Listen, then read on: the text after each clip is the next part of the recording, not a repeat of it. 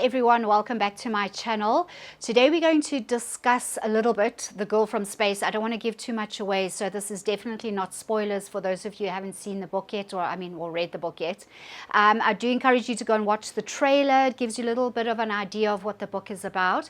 So the story behind The Girl from Space is I finished writing it and getting it ready for publication at the end of 2022, and I started sending letters out to publishers that didn't require agents, and I eventually landed up with a publisher who sent me an email saying they're willing to publish the book. They liked the story. They thought my character development was great. And, you know, that is one of my strengths. I love creating very intricate, complicated characters. I love creating story arcs. So my characters are very rich.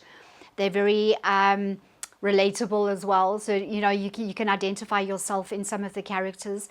And I'm a very good world builder as well. So I love creating new worlds, new cultures, always, because I'm a fantasy, epic fantasy and sci-fi writer.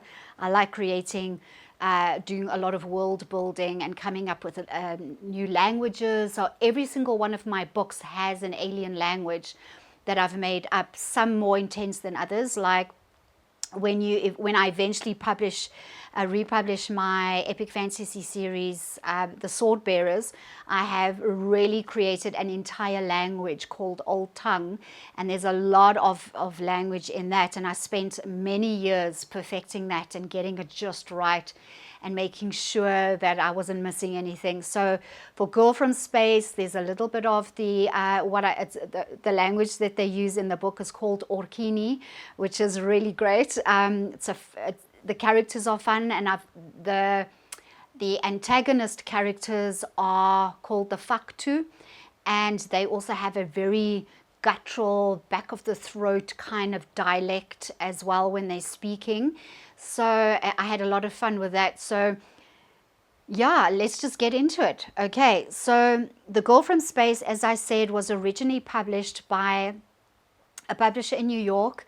And initially it went okay, but I eventually discovered that they were more interested in getting my money than in actually making me money, because apparently they weren't interested in making money, because their marketing was horrendous, and I'm not going to mention who they are. It's completely unnecessary, but their marketing side was completely horrendous. And by the end of the first year, I hadn't made enough royalties for them to actually send me any money. So I decided to get the book back from them, because with my other books, I was earning more royalties with my other novels that I'd self-published than I was with them. So I got the book back. So this is the original cover. I'm going to pop it up right here. And I've already got from this book, from this version, I already got fantastic 5-star reviews. There are a few reviews on Goodreads. And I decided at the end of the year, especially when I didn't get any feedback from this publisher, and I just felt like the book was going nowhere. I couldn't get it onto the shelves in South Africa where I live, because according to the thickness of the book, the price of the softcover books were too high for them to put on their bookshelves here in South Africa. So I thought, what was the point? I mean, how am I supposed to sell books if they're not on the bookshelves in my own country? So I got really irritated with the publisher, and I said, please lower your price. They didn't want to do that. So I said, okay, well then bye. And I got the book back from them. And I have been working the last few months on doing a revised edition. So I just did a few little tweaks, just tightened up my writing a little bit. The story is exactly the same. Nothing has changed in the story. So if any of you have already read the book, the original, the first edition, okay, it's exactly the same. Just the language and my style, the syntax, you know, the technical stuff, I just tightened up a little bit, because those of you who are writers, you know that the more you write, the better you get at it. And I just felt like it needed a little bit of sprucing, and that's why I've created, okay, book cover appears, and you are the first to see it, by the way. So if you see this video, this is the new cover for The Girl from Space, which I absolutely adore. You'll see on the cover it says revised edition. So it's not a second edition, as I said, because Technically, second editions is when you change a lot of you basically change the whole story, and that's not something that I did. The story is exactly the same, the characters, the beautiful world building, the relationships between the characters are exactly the same. Nothing has changed. So it's more just revised because it was tweaked a little bit. Okay, so the story of The Girl from Space is Ben Sandmore starts off in a total mess. Okay, his life is a mess. He's a head nurse at St. Benedict's Hospital, but in order to get through his horrendously long shifts and double shifts and triple shifts sometimes, especially over the Christmas period, he decides to help himself with a little bit of cocaine.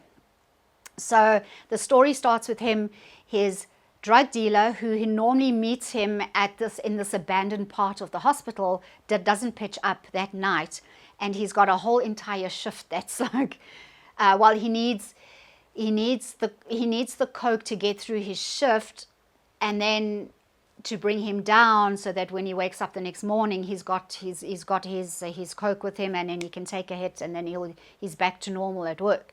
But his dealer doesn't pitch up, so he's out in the freezing cold weather in the dark, trying to find where his dealer lives. He doesn't know where this dealer is, and while he is driving through the city, he has a little accident because there's so much ice on the road that his car skids, and he has to take a moment because he nearly crashed the car. While he is parked, something lands on his roof, and he catches the fright of his life, as anyone normally would. And then something else lands on his roof, and he's like, what the hell? Is this like the local hangout for people, for weirdos tonight on my roof? Okay. And what happens from that experience is just mind-blowing. Okay, so Ben goes through this whole surreal experience where he meets these aliens, these refugees, okay, these two different races, and what transpires from that. I don't want to give the story away too much, okay?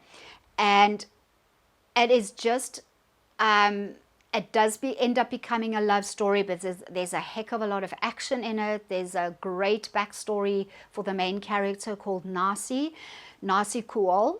Okay, so she is of the race of the Orcan race, and then the primary antagonists are called the Faktu, and they really ugly, big, nearly 7-foot big creatures, and they are mean and nasty, and they're a warrior race, and they just want to destroy the Orcan. And you just learn about their story. You learn, Ben learns about Nasi, who she is, why she's there, and then he learns about the plight of her people, and both these races have crash landed on Earth, and it's a struggle to find a way back home. And that's mainly what the story is about. How is Ben going to help Nasi help her people get back home? And they're literally on the other side of the galaxy, because there's this accident that happens that creates this wormhole that brings them to Earth, and they are forced to crash land on the planet.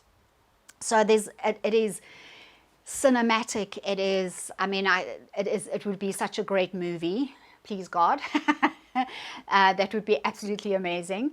But it is rich, full of character development. As I said, it's you meet the Orcan, you learn about their world, you learn about their queen, you learn about the people, and then these awful aliens, and just their path of destruction, that they just want to just destroy this peaceful race. They just want to live in peace and harmony and be left alone, but they don't want to listen. They don't want to negotiate, and there's a huge war that happens between these races and their allies, right on the other side of the galaxy. Okay, so it does end up being a love story. I love bringing that element into it as well with the main characters. Nasi is a wonderful character. For those of you who've watched my previous videos, I speak a lot about a lot of my stories, well, actually most of them, there is a predominant female warrior, but I don't write it because I want to have a strong female warrior, yay feminism, that kind of thing. For me, all my characters have an element in them that is a little bit of me. They reveal a little bit of my personality and my character. And obviously, with this wild imagination that I have, I imagine being them. You know, I imagine being in their situation and who they are and how they think and how they feel and how they see life and reality and what the experiences that they have. It is an adventure that I would love to have gone on myself, you know, and having those experiences. So that is why I write my characters. My main protagonist is female, but there are a lot of very powerful, strong male characters as well throughout my stories. It's very balanced. It's not like heavy on the woman, you know, woman kind of thing, because I don't believe in that. You know, you can't have a story where it's just focused on one gender. You've got to have a balanced story. You've got to tell other people's stories, especially if you're writing a 12-book epic fantasy series, which I have. You've got to have so many more other characters that are just as important as the main character. And that is what I do. My stories are very balanced. Same with Narcy and Ben. They're very balanced. They both have a say in the story.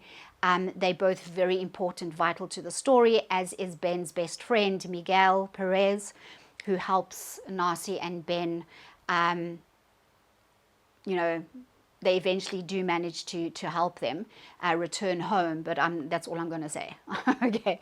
All right. So guys, that's it for Girl from Space. If you'd like to ask any questions before you think of buying the book, please do in the comments. Also consider just subscribing, because what I'm going to do is, as I publish each book this year, and I am going to be publishing my epic fantasy series from about May. There are 12 books, but keep in mind, the reason why there are so many is because I've been working on them for the last 4 years. Also tweaking, they're also revised editions of the original 4 books. But they're ready for publication. So I will be publishing about every 1.5, 2 months. I'll be publishing a new book.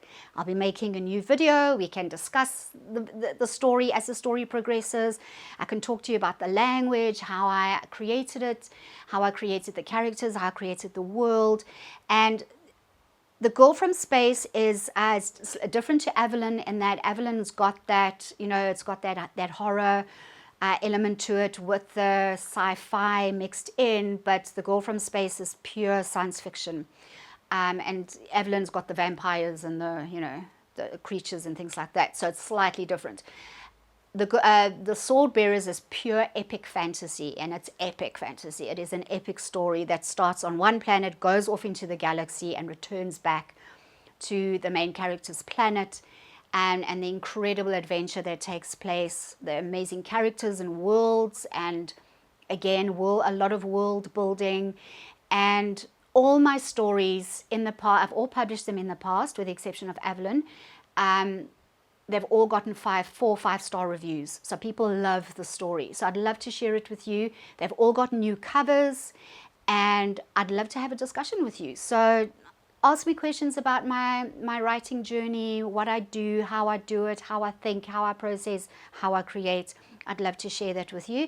If you would prefer to do it in an email, there is an email address at the bottom. And guys, just go to when you go onto my channel, click on the About section. All my links to all my books, all my social media platforms, everything is there for you to click on and find my stories. Okay, it was so wonderful chatting to you.